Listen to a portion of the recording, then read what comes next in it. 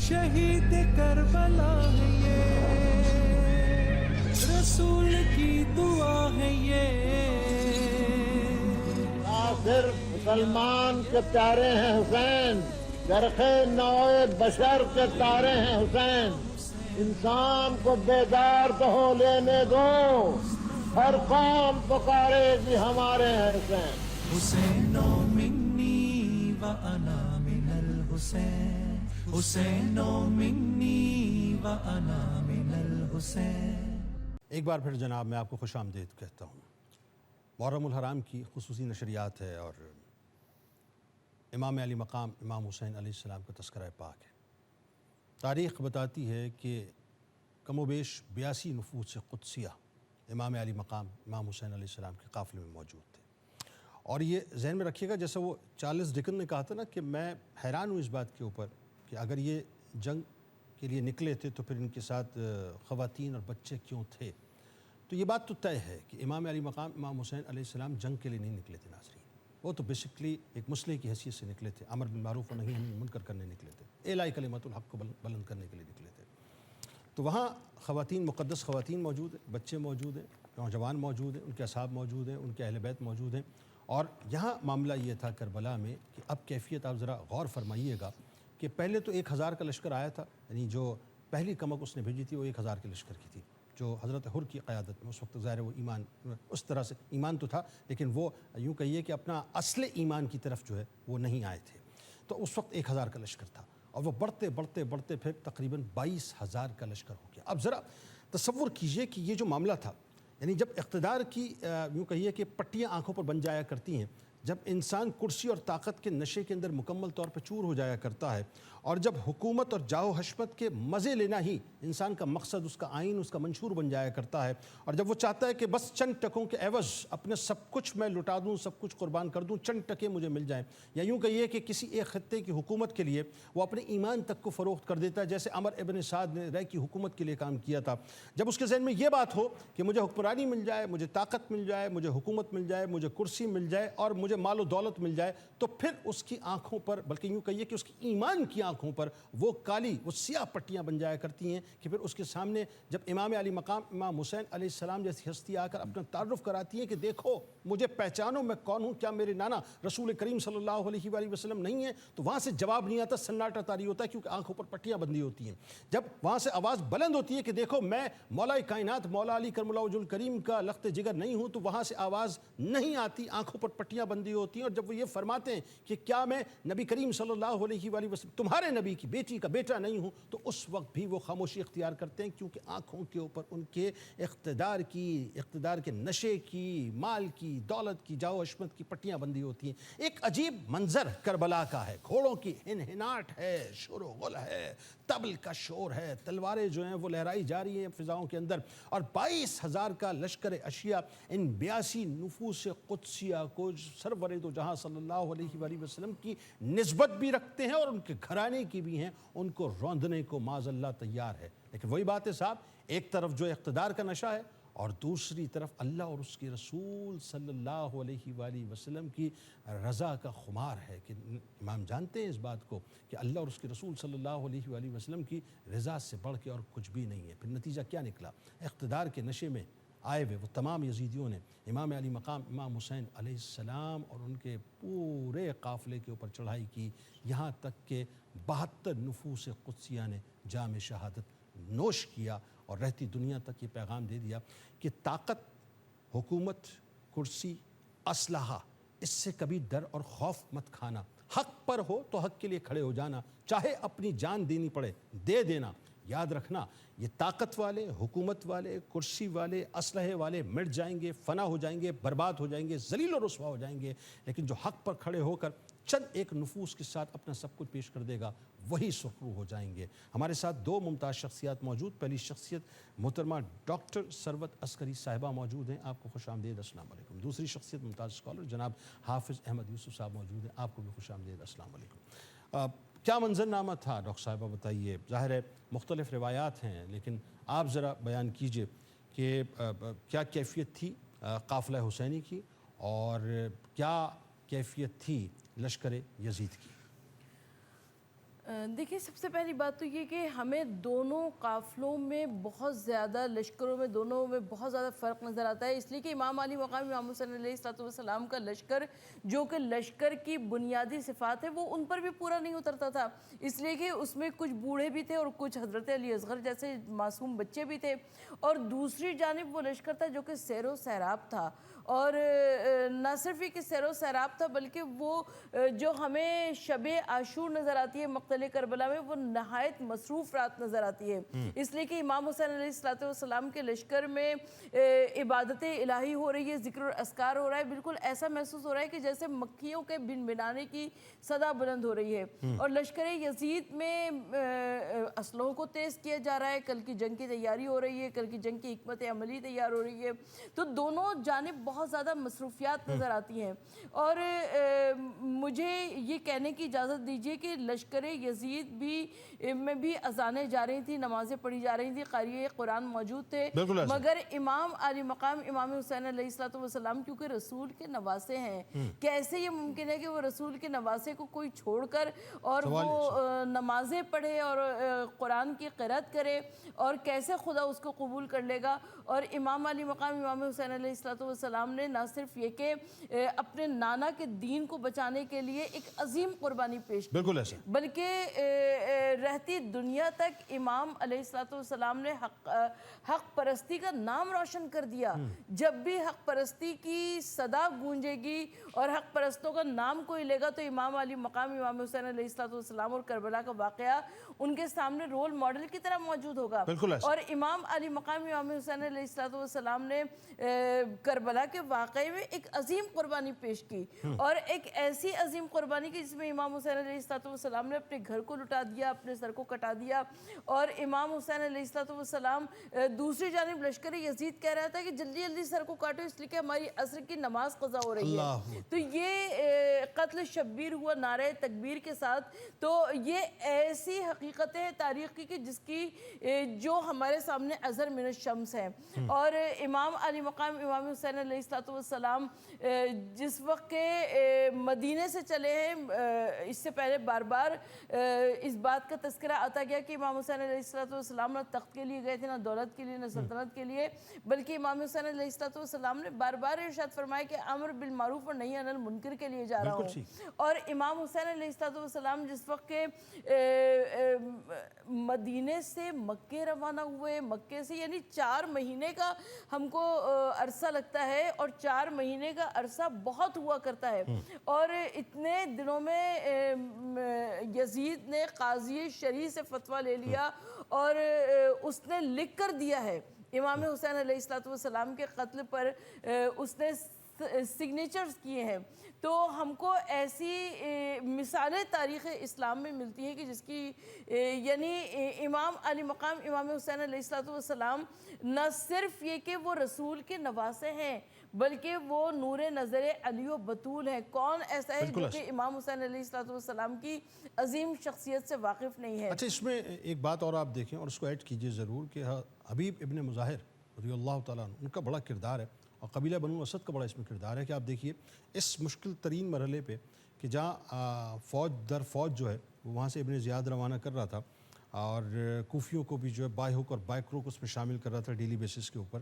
وہاں پہ قبیلہ بنو اسد جو ہے ان کے لوگ باقاعدہ اس موقع پہ آ کر شامل ہوئے تھے اور امام علی مقام امام حسین علیہ السلام پر اپنی جان نثار کرنے کے لیے آئے تھے۔ تو آپ یہ دیکھیے وہ جو حسینی سوچ تھی وہ اس میدان میں بھی اس انداز سے پریویل کرتی تھی کہ جن جن کو پتہ لگ رہا تھا وہ حب امام علی مقام میں ان کا ساتھ دینے آ رہے تھے، لیکن ظاہر ہے وہاں دنیا غالب تھی۔ میں چاہتا ہوں ذرا لشکر کی جو کیفیت تھی وہ ذرا بتائیے۔ اچھا، جو لشکری کیفیت سے حبیب ابن مظاہر کا آپ نے تذکرہ کیا، حضرت حبیب ابن مظاہر امام علی مقام امام حسین علیہ السلام کے بچپن کے دوست ہیں، ایک حضرت زہیر ابن قین ہے، میں ان کا تذکرہ بھی کرنا چاہتی ہوں۔ زہیر ابن قین کی زوجہ بھی امام علیہ السلام کے قافلے میں آ کر شامل ہوئی۔ میں لشکر یزید کی اور لشکر حسین علیہ السلام کی بات کرتے ہوئے ان عورتوں کو خراج تحسین پیش کرنا چاہتی ہوں جو کہ 11ویں محرم کو اسیر کر کے کوفہ و شام کے بازاروں کی جانب لے جائی گئیں۔ وہ تمام کی تمام علی و فاطمہ کی بیٹیاں نہیں تھیں، اس میں غیر عورتیں بھی تھیں، اور وہ غیر عورتیں جو کہ مقصد حسینی میں حسین نظر آ رہی تھیں۔ اس میں کوئی دوسری رائے نہیں ہے۔ حافظ صاحب، یہ مطلب امبیلنس پاور تھی، ایک طرف 82 نفوس قدسیہ تقریباً، اور ایک طرف ایک روایت میں 22,000، ایک روایت میں 30,000 کا لشکر. میرا اللہ بہتر جانتا ہے وہ، لیکن وہ لشکر ایک کثیر لشکر تھا. تو چونکہ جنگ کی تو کوئی بات ہی نہیں تھی، وہاں تو طاقت اسلحہ سب کچھ تھا، یہاں وہ بات ہی نہیں تھی. تو آپ بتائیے ذرا کہ وہ تاریخ کیا کہتی ہے، تاریخ کرتاس اس حوالے سے کیا کہتے ہیں؟ بسم اللہ الرحمن الرحیم.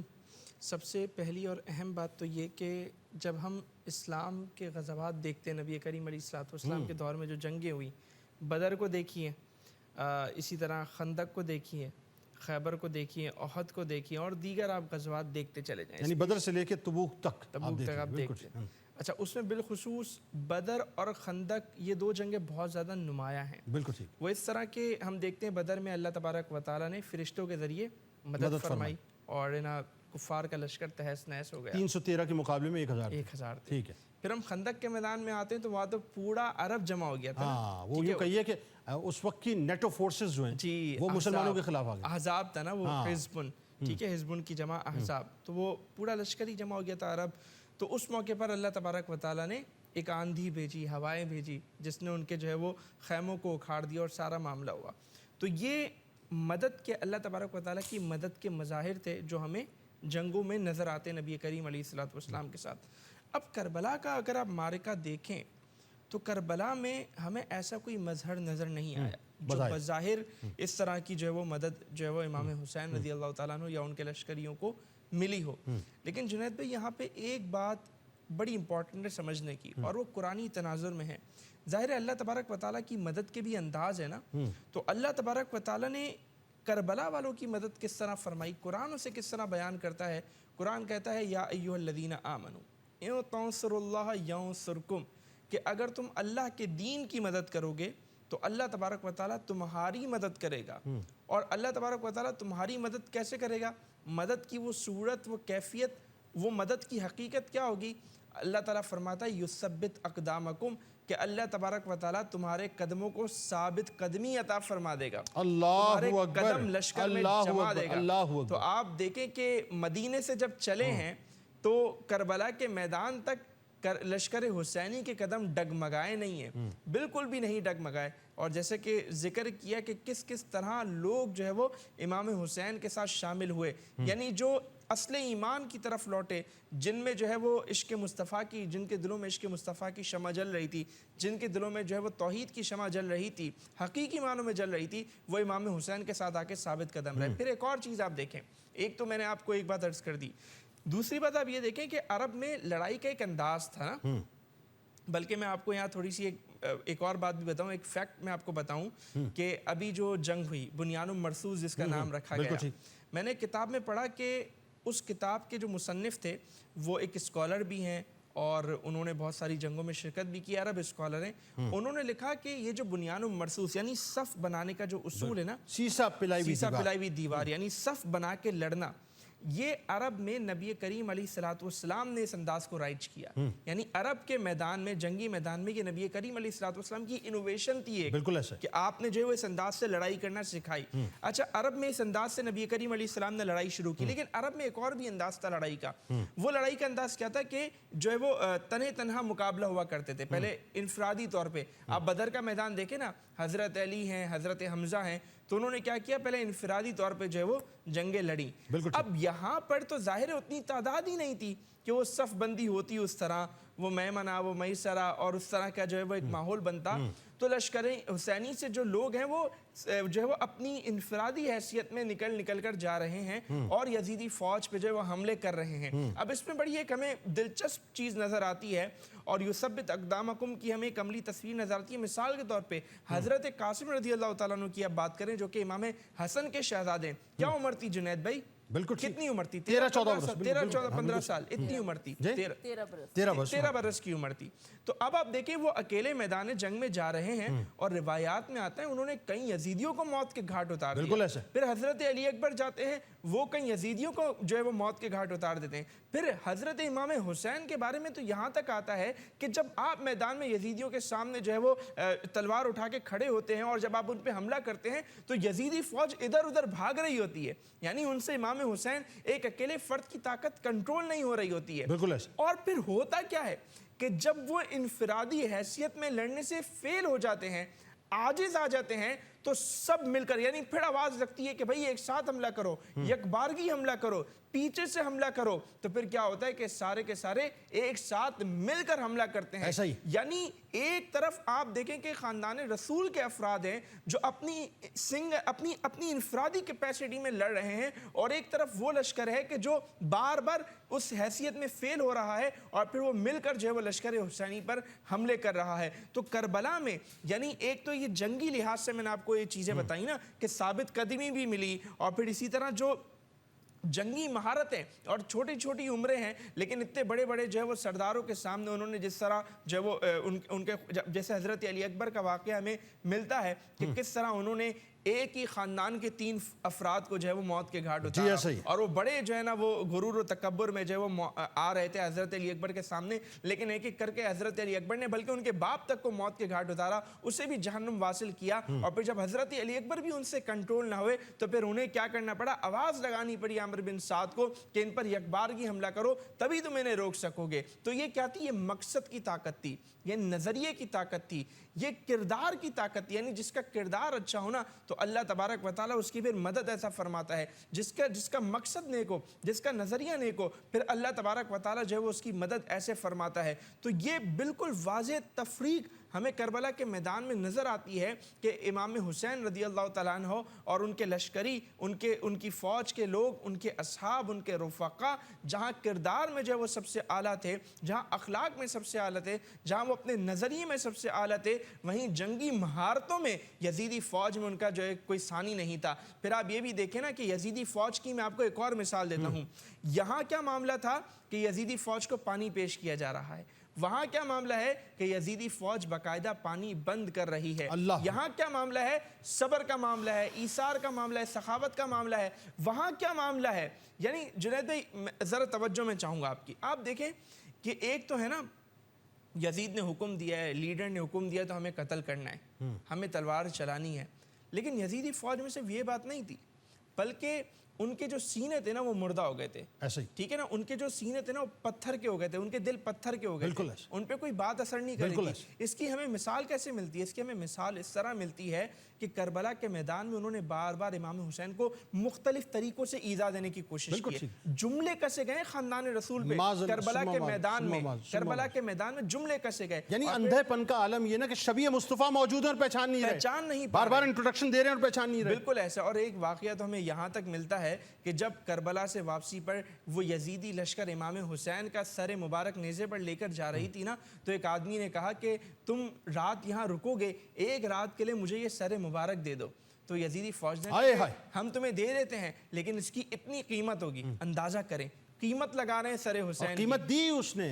اس نے, ایگزیکٹلی وہ سر مبارک اس نے اپنے پاس رکھا. اور جب صبح اس نے قیمت ادا کی, اور پھر وہ جب قیمت لے کر فوج آگے چلی ہے, آگے چل کر جب انہوں نے تھیلے کھولے ہیں تو وہ جو سونے کے یا چاندنی کے جو سکے اس نے دیے تھے وہ مٹی کے جو. لیکن کمال دیکھیں آپ اس میں, آپ وہ بات تو اسکپ کر گئے نا. کمال یہ ہے کہ وہ رات بھر جو اس نے خدمت کی سر اقدس کی, وہ نصرانی, ہاں وہ نصرانی مسلمان ہو گیا. اب آپ اندازہ یہاں ایمان والے, یعنی جو سراپا دیکھ کے ایمان کی طرف, یعنی یوں کہیے کہ سراپا دیکھ کے سراپا ایمان کی طرف ایمان ہونے کے باوجود نہیں آئے, تو جو بے ایمان تھا وہ سراپا نہ دیکھ کر صرف سر اقدس دیکھ کے ایمان کی طرف آ گیا. یہ آپ کی جو ہے وہ کرامت تھی بنیادی طور پہ. ناظرین ہمارے ساتھ جڑے رہیے, گفتگو ظاہر چلتی رہے گی, اور ایک مختصر سا وقفہ لیں گے, لوٹ کے انشاءاللہ سلسلے کو یہیں سے جوڑتے ہیں. قول پاک رسول اکرم حسین مجھ سے جدا نہیں,